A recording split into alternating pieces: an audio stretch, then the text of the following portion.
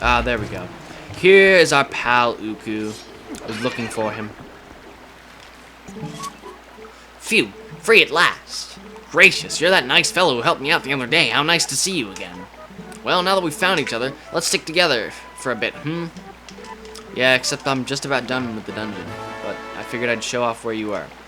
Alright, so by pulling on this switch, we've gotten the water to go down to the eastern room on the lower floor, which is, I believe, where our heart piece is going to be. Yeah, it looks like it.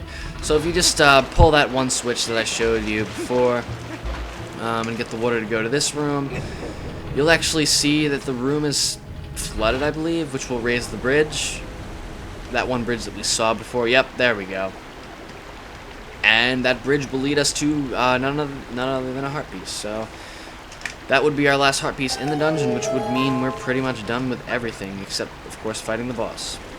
So I would miss that. That's okay. It's no big deal. Just need to get to the bridge, wherever that is, which is on the other side. Yes, of course. I'm used to it being on the other side, because again, Wii version. And just step on this switch, not even with your iron boots. Okay. And it will open the gate, but as soon as you step off, the gate will close, so just use your hookshot to reel yourself in, and hello, monster. An axe tail. Why do you even need that sword if you have an axe for tail?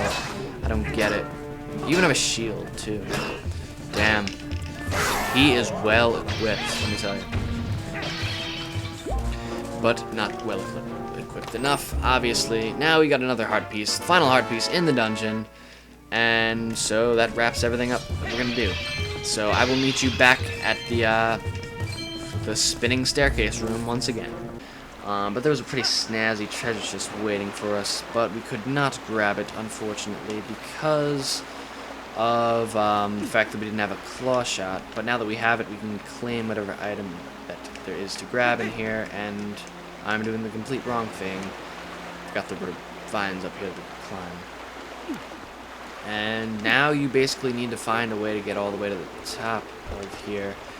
And you can do this a few different ways. You can use your iron boots and just climb to the top very slowly. You can climb on the side and walk as normal. Link, I think that works too, except eventually it might start to get a little too steep for Link to be able to climb, so you should get off as soon as possible when that happens. Otherwise, you're going to get pretty pissed off. Trust me, I speak from experience. I've been pissed off falling down this slide numerous times. Okay, or there could be a giant pillar in my way. That works too. Well, at these parts, you're obviously going to have to use your iron boots and fall back down. But once that's out of the way, just go back to the side, start climbing back up. No, no, no, no, no, no, no, no, no, no, no, no, no, no, no, no, no, no, no, no.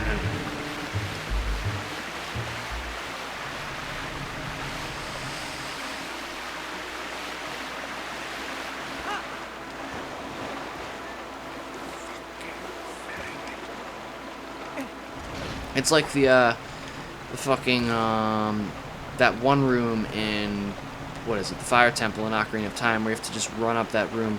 The same room where you get the Megaton Hammer. Just a pain in the ass, because it's so easy to just slip off, and if you slip off, you fall way back in the temple. You don't even, like, lose any health. Like, you don't, it's not like a standard pit where if you fall and you just start the room over and lose some health. You literally have to start all the way down at the bottom, depending on how unlucky you are. Because if you're lucky, you might like get something to break your fall, and not have to start too far. I think maybe not. I'm not entirely sure.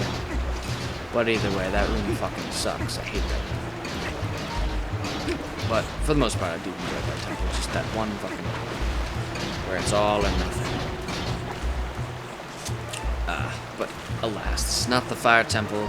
This is a triumphant moment for me to gain whatever is in that treasure chest. It better be fucking good. I can't even do that right now, actually. I don't think... Okay, Link, if you would have slid the other way, I probably would have had turn vision. Just saying. You don't even want to mess with me. Seriously, Tech-Tite, don't do it. Bad idea. I'm so glad I'm able to stand in this water current. I would be pretty pissed if I just slid to my doom. Alright, Link, you want to just grab this? Thanks. So, let's see what our reward is for this wonderfully difficult challenge, even though it wasn't that difficult. A purple rupee. That's just swell. I mean, not too great, but it's better than nothing. It's certainly worth the endeavor, maybe. Not really. Yeah. Might as well get it. I don't know. All I know is that I'm pretty much done with this temple at this point. Now we're just going to go and fight the boss. So I'll meet you back in the staircase room once again. Alright, so here we are back in the main room. And just to prove that this works... There you go. But I believe the water is filled up high enough for us to not need to do that. Yes, it is. So we don't need to cheat. This really looked like a standard locked door from where I was looking at it. And I was getting worried that I also needed to find a small key, but then I remembered that there was no locked door inside of here after that. So the only possible lock that could have been was a boss lock. So, yeah. Lantern oil and red chew jelly. Difficult decision indeed.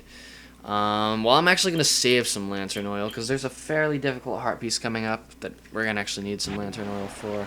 So I'm just going to sacrifice my red chew jelly, even though I'm probably at full health. Yeah. Sacrifice that.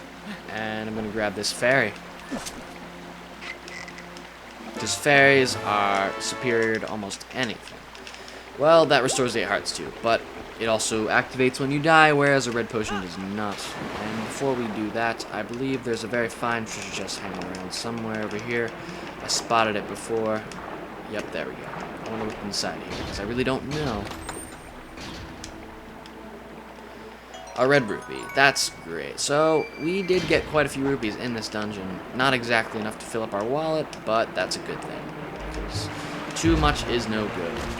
Otherwise, you'll just feel like you wasted all those rupees. Or you'll have to come back and open up treasure chests that you couldn't open up because your wallet was full. So anyway, come here prepared for a fight. Fit for the gods! Not really, though. It's not that tough of a fight at all, really. But have your iron boots, your claw shot, and, of course, your Zora armor equipped. And that's really all you'll need for this boss fight. And from here on out, pretty much all the bosses are in 2 phases, as far as I can remember. At least 2 phases. Unless you're fucking, oh, I don't want to spoil anything. But he has like 8 phases.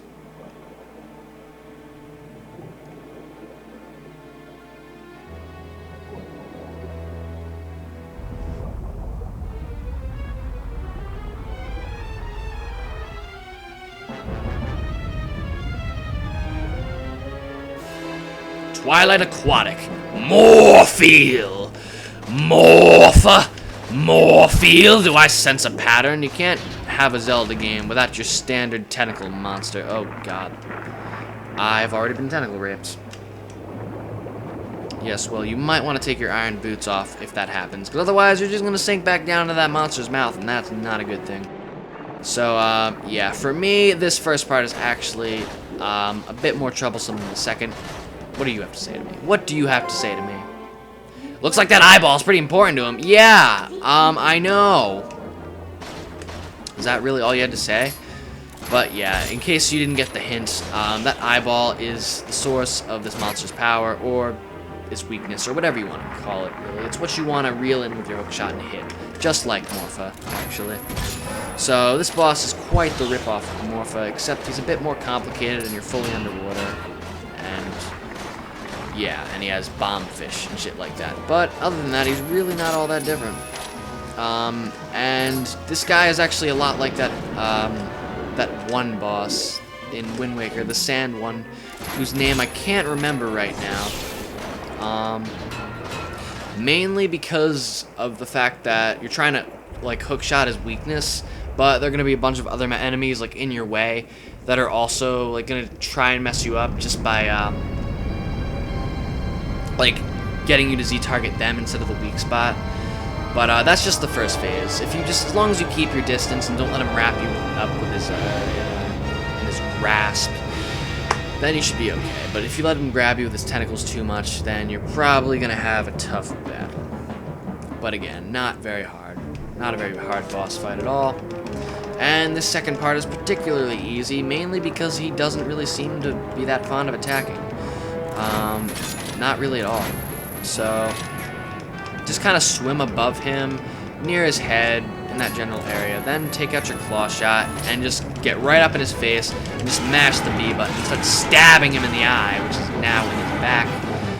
And epic music playing in the background, all that wonderful stuff.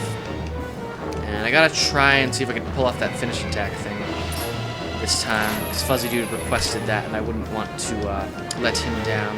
So I'll see if I can do that. I'm guessing I can do it if I just don't mash B. If I think he's gonna... Oh god, I do not want to be swallowed up by him, because I'm sure that can happen. I don't know, I've just never really had a problem with it, personally.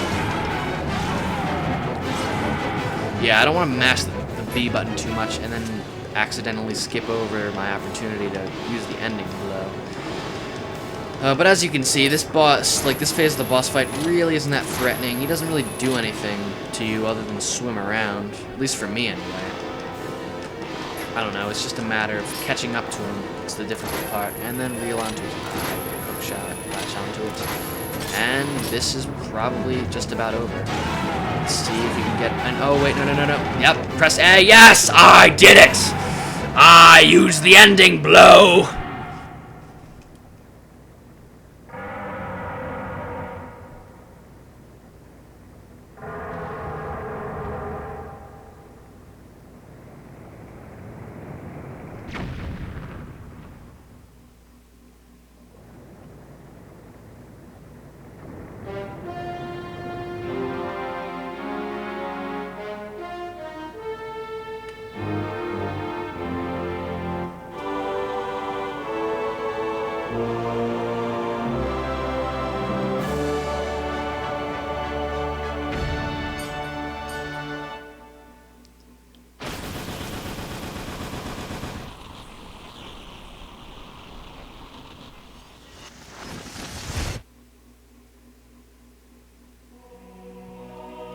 Nice!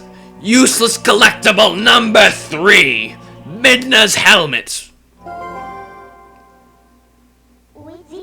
There it is, the last fused shadow. I'll just take that, thanks.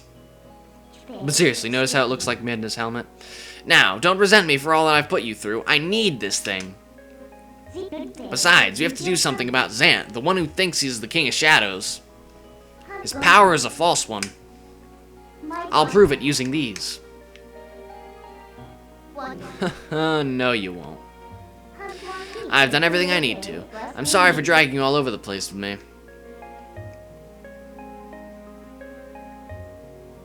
You really think I'm just like gonna accept your apology after all those bitchy things you said to me?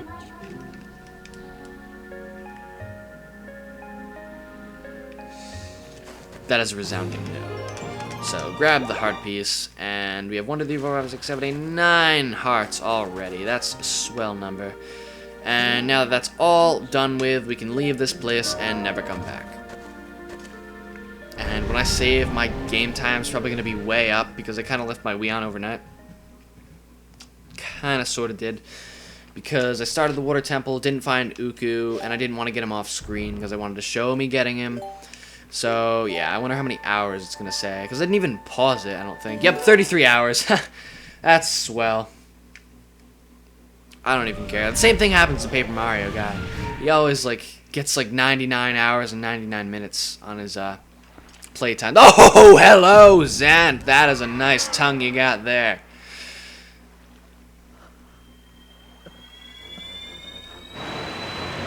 Yeah, this is a very random cutscene.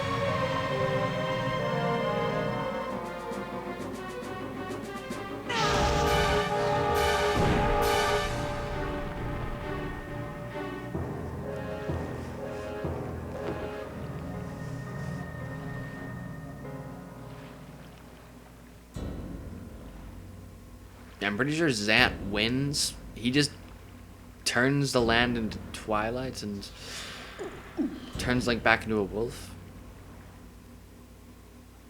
Zant!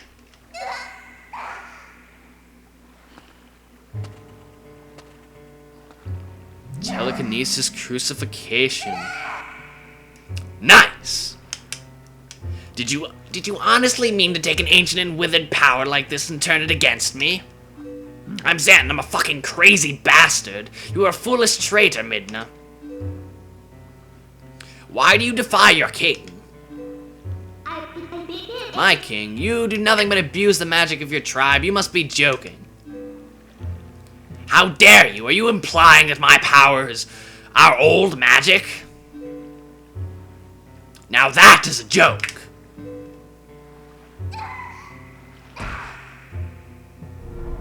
This power is granted to me by my god. It is the magic of the King of Twilight, and you will respect it.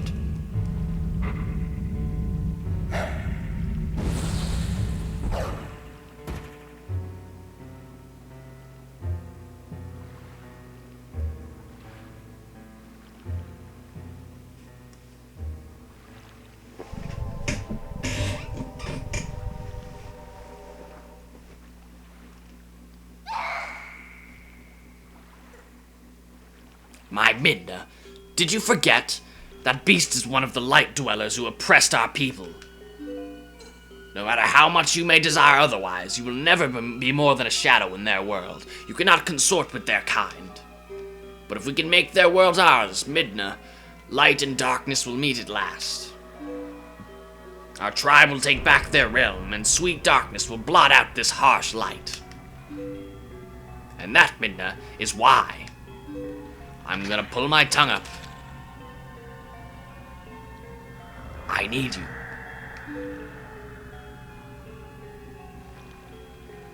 Fucking shark teeth. Not just for me, but for all our people. Lend me your power.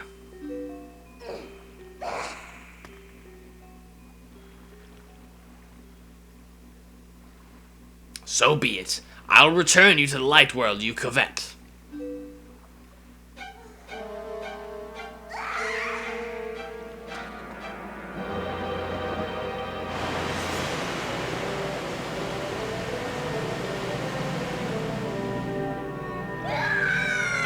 Where the whole dragon eating her thing ties into this, but all I can say is this cutscene and its randomness kind of confuses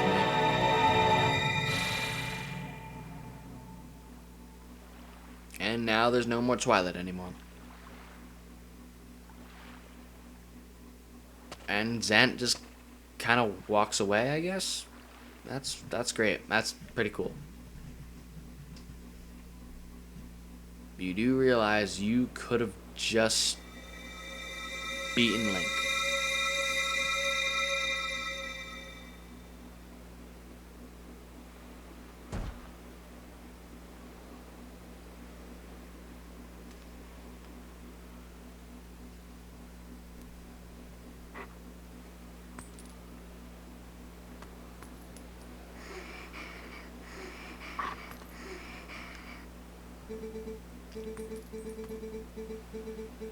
Kevin, hero chosen by the goddesses. Go to the princess locked away in the castle. That princess holds the key that can unlock you from your shadow form.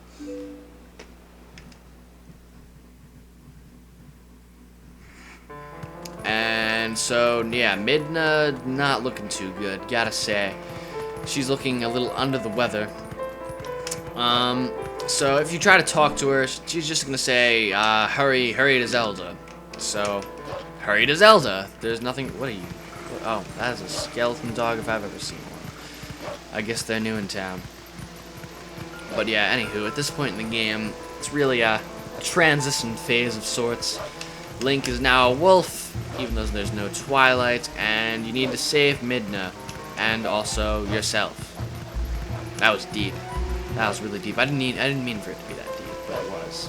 You can't even use Midna's special force field technique. You can't use anything that Midna gives you. You're basically on your own.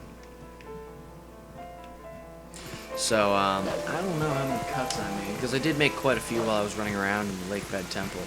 But I think I'm just going to get to, or you know what, yeah, I think I'll just end it here. I am Shouty Productions. Thank you very much for watching, and I'll see you next time.